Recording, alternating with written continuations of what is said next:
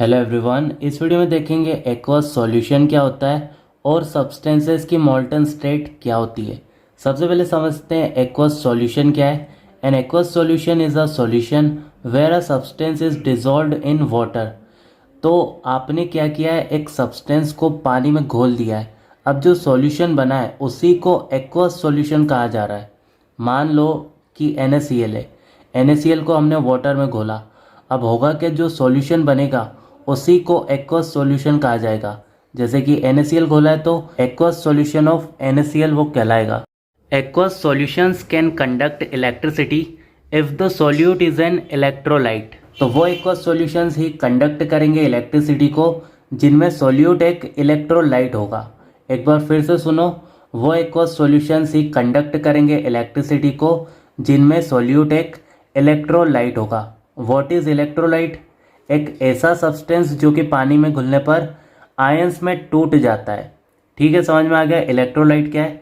Electrolytes दो main type के होते हैं, स्ट्रॉन्ग इलेक्ट्रोलाइट्स और वीक इलेक्ट्रोलाइट्स।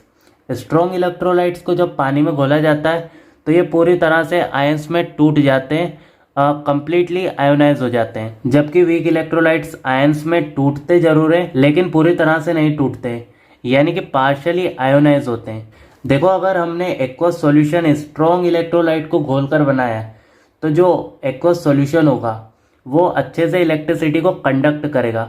लेकिन अगर हमने वीक इलेक्ट्रोलाइट डालकर एक्वस सॉल्यूशन बनाया तो ये जो सॉल्यूशन होगा, एक्वस सॉल्यूशन होगा, ये अच्छे से इलेक्ट्रिसिटी को कंडक्ट नहीं करेगा। क्योंकि अभी मैंने आपको बताया था वीक इलेक्ट्रोलाइट को जब हम लोग पानी में घोलते हैं तो ये पूरी तरह से आयंस में नहीं टूटते हैं, पार्शियली आयोनाइज होते हैं। देखो, नॉन इलेक्ट्रोलाइट्स जो होते हैं वो पानी में घुलते जरूर है लेकिन आयंस फॉर्म नहीं करते हैं, आयंस में टूटते नहीं है। इसलिए इनका जो एक्वस सॉल्यूशन बनेगा वो इलेक्ट्रिसिटी को कंडक्ट नहीं करेगा। ठीक है, तो एक्वस सॉल्यूशन का जो कॉन्सेप्ट है वो आपको समझ में आ गया। अब मोल्टन स्टेट क्या है इसको देख लेते हैं। Molten state is the pure liquid form of a solid substance obtained by heating it until it melts. Aqueous solution बनाने के लिए दोस्तों हम लोगों ने क्या किया था, किसी सब्सटेंस को पानी में घोला था। लेकिन यहाँ पर पानी का कोई काम नहीं है क्योंकि यहाँ पर हम लोग क्या कर रहे हैं, एक सॉलिड सब्सटेंस को इतना ज़्यादा हीट कर रहे हैं कि वो अपने लिक्विड फॉर्म में आ गया है। और जब वो लिक्विड फॉर्म में आ गया है तब हमने क्या कहा कि ये उस सब्सटेंस की मोल्टन स्टेट है। ठीक है, तो आपको समझ में आया मोल्टन स्टेट क्या होता है। Electrical conductivity. देखो, मोल्टन स्टेट में आने के बाद बहुत से सब्सटेंसेस इलेक्ट्रिसिटी को कंडक्ट करते हैं। हम लोग सारे सब्सटेंसेस की बात नहीं करेंगे जो इलेक्ट्रिसिटी को कंडक्ट करते हैं, लेकिन कंपाउंड्स की बात करेंगे और मेटल्स की बात करेंगे। सबसे पहले कंपाउंड्स के बारे में देख लेते हैं। Only ionic compounds conduct electricity in the molten state. Covalent compounds do not conduct electricity even when melted.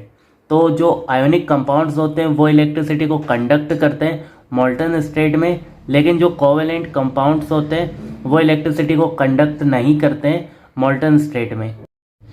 Ionic compounds जो होते हैं दोस्तों वो सॉलिड स्टेट में इलेक्ट्रिसिटी कंडक्ट नहीं करते हैं लेकिन मोल्टन स्टेट में करते हैं। ऐसा क्यों होता है?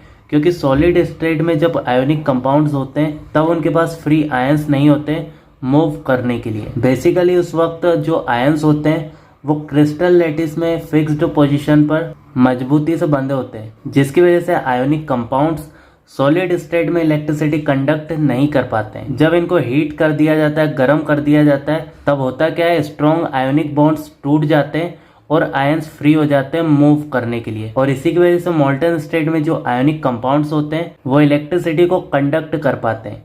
मेटल्स का तो देखो अलग ही जलवा, ये सॉलिड स्टेट में होंगे तब भी इलेक्ट्रिसिटी को कंडक्ट कर सकते हैं और मोल्टन स्टेट में भी।